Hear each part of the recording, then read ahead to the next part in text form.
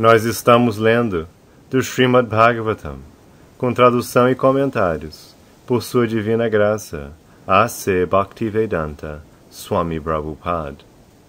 Canto 1, capítulo 10, versos 11 e 12.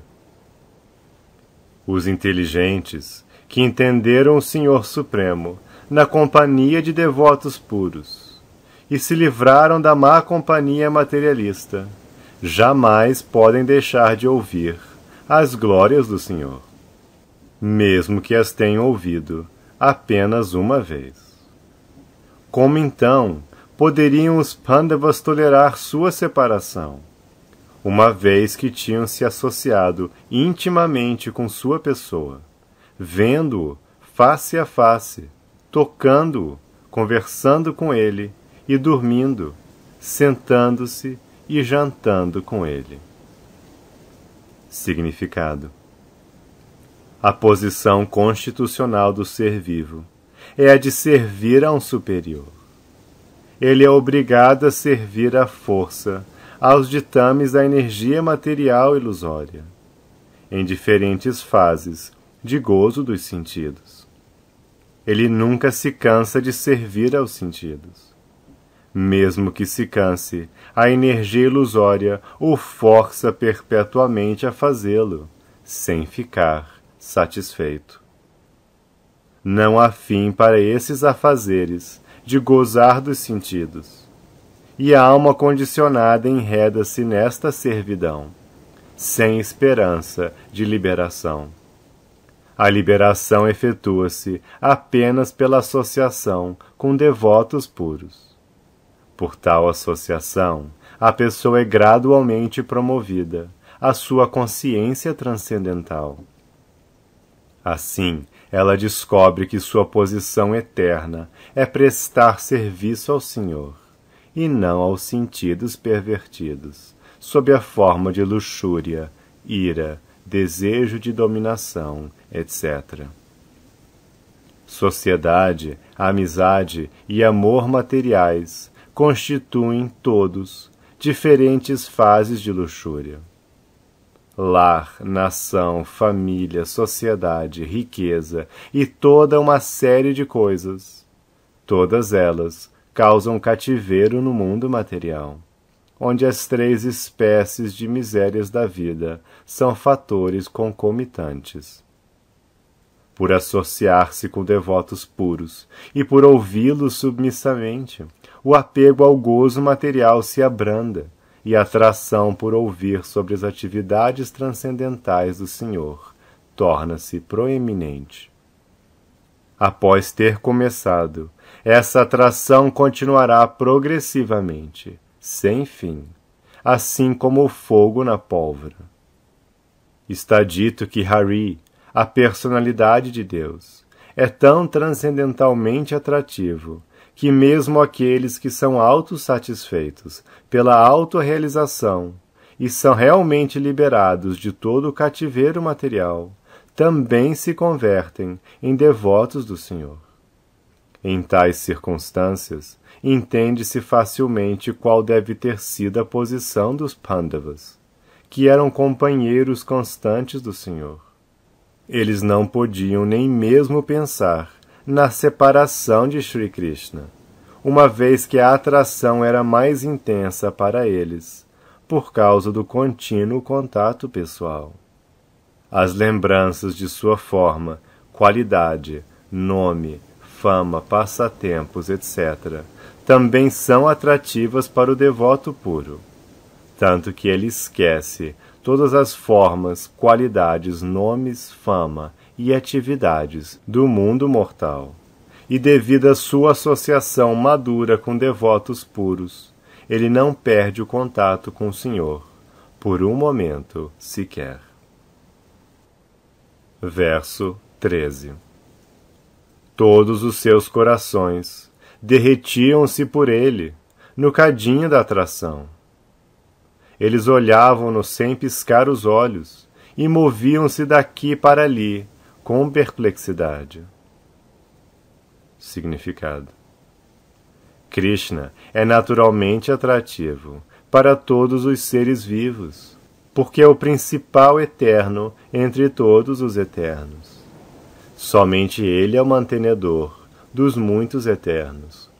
Isto está afirmado no Katha Upanishad. E desse modo pode-se obter paz e prosperidade permanentes pelo reviver da relação eterna com ele, agora esquecida sob o encanto de Maya, a energia ilusória do Senhor. Uma vez que essa relação seja levemente revivida, a alma condicionada livra-se de imediato da ilusão da energia material e enlouquece pela companhia do Senhor. Essa companhia faz-se possível não apenas pelo contato pessoal com o Senhor, mas também pela associação com seu nome, fama, forma e qualidades. O Srimad Bhagavatam treina a alma condicionada a este estágio de perfeição, através de ouvir submissamente ao devoto puro. Verso 14.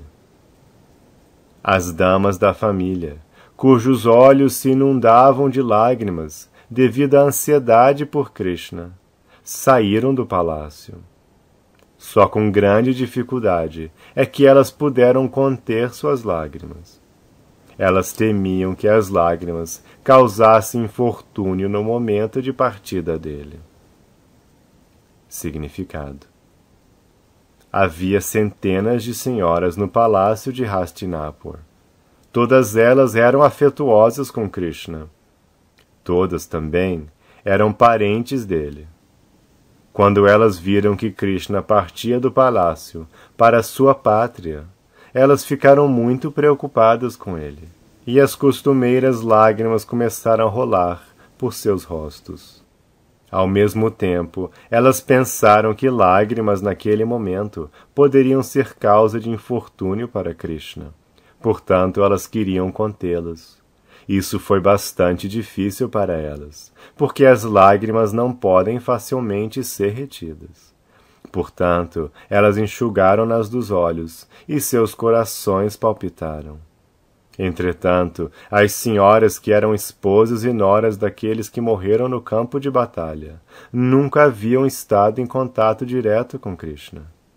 Mas todas elas haviam ouvido sobre ele e suas grandes atividades, e assim pensavam nele, falavam dele, de seu nome, fama, etc., e por isso tornaram-se também afeiçoadas a ele, assim como aqueles que estiveram em contato direto com ele.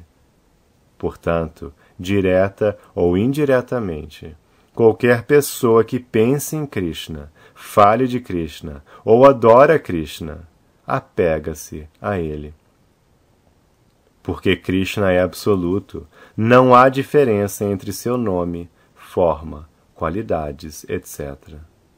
Nossa relação íntima com Krishna pode ser confidencialmente revivida se falamos dele, ouvimos sobre ele ou nos lembramos dele. Isso ocorre devido à potência espiritual. Verso 15. Enquanto o Senhor partia do palácio de Hastinapura, diferentes tipos de tambores, como a mridanga, dhola, nagra, dunduri e dundubi, e flautas de diferentes tipos, a vina, gomuka e bheri, soaram todos juntos para prestar-lhe homenagem. Verso 16. Por causa de seu desejo amoroso de ver o Senhor, as damas reais dos Kurus subiram ao topo do palácio e, sorrindo com recatada afeição, elas lançaram chuvas de flores sobre o Senhor. Significado: o recato é uma beleza particular, extraordinária do belo sexo, e inspira respeito por parte do sexo oposto. Esse costume era observado mesmo nos dias do Mahabharata, isto é, há mais de 5.000 anos atrás. Apenas as pessoas menos inteligentes, mal versadas na história do mundo, dizem que a observância de segregar homens de mulheres é uma introdução do período maometano na Índia. Esse incidente do Mahabharata prova definitivamente que as damas do palácio observam estrita pardha, associação restrita com os homens. E ao invés de descerem ao ar livre, para o lugar onde o Sr. Krishna e os demais estavam reunidos, as damas do palácio subiram ao topo do palácio e dali prestaram seus respeitos ao Sr. Krishna, lançando-lhe chuvas de flores. Aqui se afirma definitivamente que as damas sorriam ali do topo do palácio, contidas pelo recato. O recato é uma dádiva da natureza para o belo sexo e realça a beleza e prestígio delas, mesmo que elas sejam de famílias menos importantes ou mesmo que sejam menos atrativas. Temos experiência prática deste fato. Certa varredora inspirava respeito a muitos cavalheiros respeitáveis, simplesmente por manifestar recato feminino. Mulheres seminuas, nas ruas, não inspiram nenhum respeito, mas a recatada esposa de um varredor inspira respeito a todos. A civilização humana, como é concebida pelos sábios da Índia, é destinada a ajudar a pessoa a livrar-se das garras da ilusão. A beleza material de uma mulher é uma ilusão, porque na verdade o corpo é feito de terra, água, fogo, ar, etc. Mas devido ao contato da centelha viva com a matéria, ela parece bela. Ninguém é atraído por um boneco de barro, mesmo que ele seja o mais artisticamente moldado, para atrair a atenção alheia. O corpo morto não tem beleza. Por isso ninguém aceita um corpo morto de uma assim chamada mulher bela. Portanto, a conclusão é que a centelha espiritual é bela, e por causa da beleza da alma, somos atraídos pela beleza do corpo externo. A sabedoria védica, portanto, proíbe-nos de nos deixarmos atrair pela falsa beleza. Mas, por estarmos agora na escuridão da ignorância, a civilização védica permite mistura muito restrita de homem e mulher. Dizem que a mulher é considerada como sendo o fogo e o homem como sendo a manteiga. A manteiga derrete ao contato com o fogo, e por isso eles só devem ser colocados juntos quando isto é necessário. E o recato é um obstáculo para a mistura irrestrita. É uma dádiva da natureza, que deve ser utilizada. Verso 17. Naquele momento, Arjuna, o grande guerreiro e conquistador do sono, que é o amigo íntimo do amadíssimo Senhor Supremo, pegou um guarda-sol que tinha um cabo de joias e era bordado com rendas e pérolas. Significado: ouro, joias, pérolas e pedras preciosas eram usadas nas luxuosas cerimônias reais. Tudo isso são dádivas da natureza, que são produzidas pelas colinas, oceanos, etc., pela ordem do Senhor, quando o homem não perde seu tempo valioso em produzir coisas indesejáveis em nome das necessidades. Pelo assim chamado desenvolvimento dos empreendimentos industriais, usa-se agora vasos de guta persa ao invés de metais como ouro, prata, bronze e cobre. Usa-se margarina ao invés de manteiga purificada, e 1/4 da população urbana não tem abrigo. Verso 18. Uddhava e Satyaki começaram a abanar o Senhor, com abanos decorados. E o Senhor, como o Senhor de Madhu, sentou-se sobre as flores espalhadas e acenou-lhes ao longo da estrada. Verso 19. Ouvia-se aqui e acolá que as bênçãos oferecidas a Krishna nem eram convenientes nem inconvenientes, porque todas eram para o Absoluto, que agora estava representando o papel de um ser humano. Significado: em vários lugares havia sons de bênçãos védicas visando a personalidade de Deus, Shri Krishna. As bênçãos eram convenientes no sentido de que o Senhor representava o papel de um ser humano, como se fosse um primo de Maharaj Yudhishthira. Mas elas também eram inconvenientes, porque o Senhor é absoluto e nada tem a ver com nenhuma classe de relatividades materiais. Ele é nirguna, ou seja, não há qualidades materiais nele, senão que é cheio de qualidades transcendentais. No mundo transcendental não há nada contraditório, ao passo que no mundo relativo tudo tem seu oposto. No mundo relativo, o branco é a concepção oposta ao negro, mas no mundo transcendental não há distinção entre branco e preto. Portanto, os sons das bênçãos proferidas aqui e acolá pelos brahmanas eruditos parecem ser contraditórias em relação com a pessoa absoluta. Mas quando se aplicam à pessoa absoluta, eles perdem toda a contradição e tornam-se transcendentais. Um exemplo pode aclarar esta ideia. O Senhor Shri Krishna às vezes é descrito como ladrão. Ele é muito famoso entre seus devotos puros, como Makhanachora. Ele costumava roubar manteiga das casas dos vizinhos em Vrindavan, em sua primeira infância. Desde então, ele é famoso como ladrão. Mas apesar de ser famoso como ladrão, ele é adorado como ladrão. Ao passo que no mundo mortal, um ladrão é punido e nunca é louvado. Uma vez que ele é a absoluta personalidade de Deus, tudo é aplicável a ele, e ainda assim, apesar de todas as contradições, ele é a suprema personalidade de Deus. Verso 20. Absortas em pensamentos sobre as qualidades transcendentais do Senhor, que é louvado em poesias seletas, as senhoras nos terraços de todas as casas de Hastinapur começaram a falar dele. Essa conversa era mais atrativa que os hinos dos Vedas. Significado: no Bhagavad Gita é dito que, em todas as literaturas védicas, a meta é a personalidade de Deus, Shri Krishna.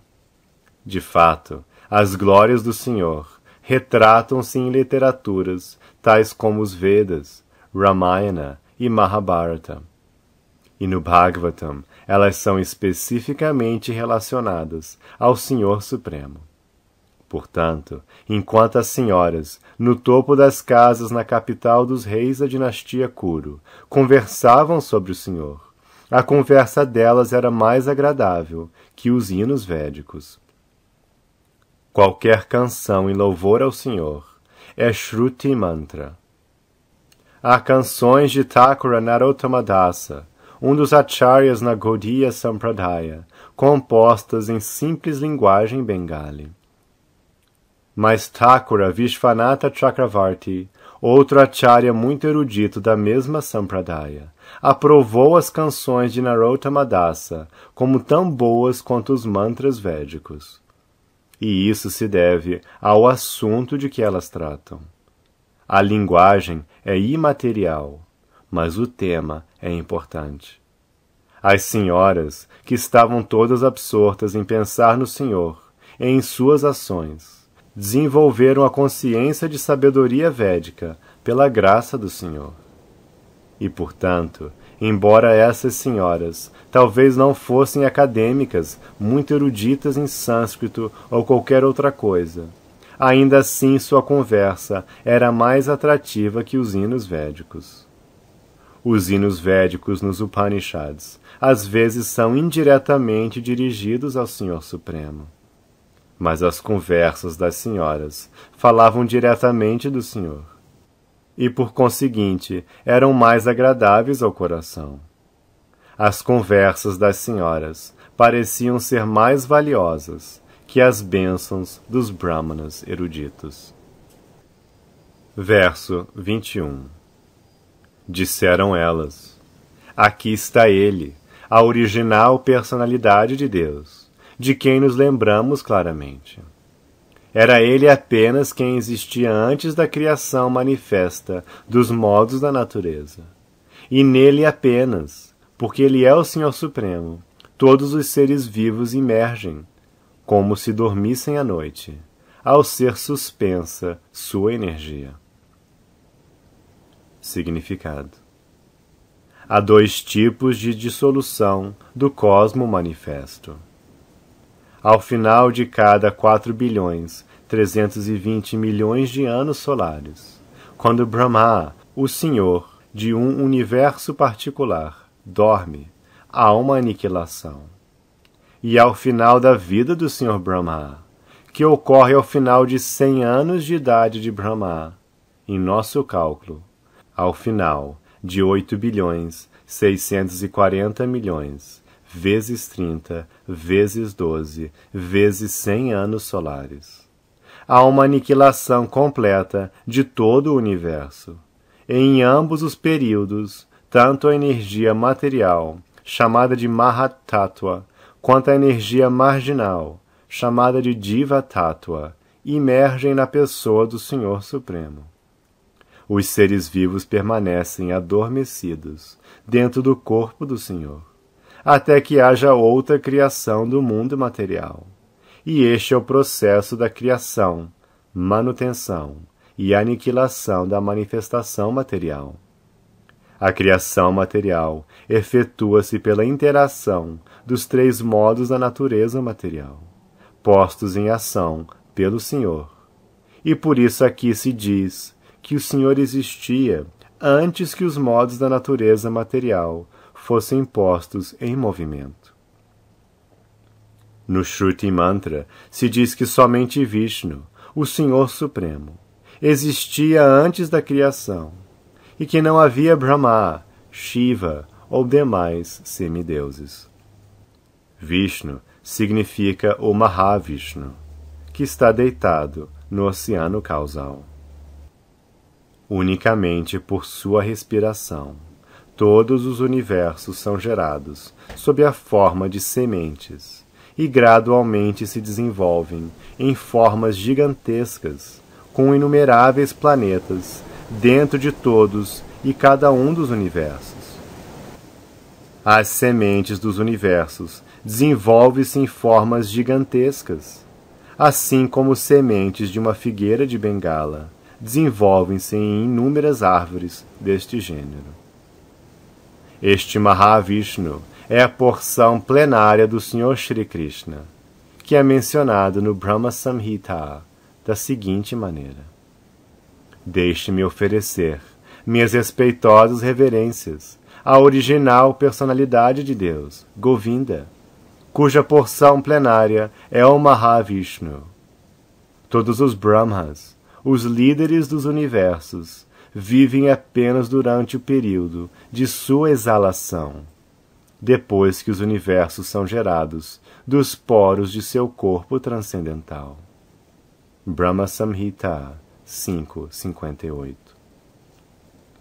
Assim, Govinda, ou o Senhor Krishna, também é a causa do Mahavishnu.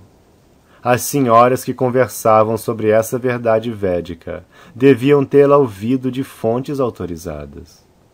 Uma fonte autorizada é o único meio de saber definitivamente sobre o tema transcendental. Não há outra alternativa. A imersão dos seres vivos no corpo de Mahavishnu acontece automaticamente ao final de 100 anos de Brahma. Mas isso não significa que o ser vivo individual perca sua identidade. A identidade permanece, e tão logo haja outra criação pela vontade suprema do Senhor, todos os seres vivos adormecidos e inativos são novamente soltos para começar suas atividades, em continuação às diferentes esferas passadas de vida. Isso se chama Suptotitanaya, ou despertar do sono, e novamente ocupar-se no respectivo dever contínuo. Quando um homem está adormecido à noite, ele se esquece de si mesmo, do que é, de qual é o seu dever, e de tudo em seu estado desperto. Mas logo que desperta do sono, ele se recorda de tudo o que tem a fazer, e desse modo ocupa-se novamente em suas atividades prescritas. Os seres vivos também permanecem imersos no corpo de Mahavishnu durante o período da aniquilação. Mas logo que há outra criação, eles surgem para retomar seu trabalho inacabado. Isso também está confirmado no Bhagavad Gita 8, 18-20. O Senhor existia antes que a energia criativa fosse posta em ação. O Senhor não é um produto da energia material. Seu corpo é completamente espiritual, e não há diferença entre seu corpo e ele mesmo. Antes da criação, o Senhor permanecia em sua morada, que é una e absoluta.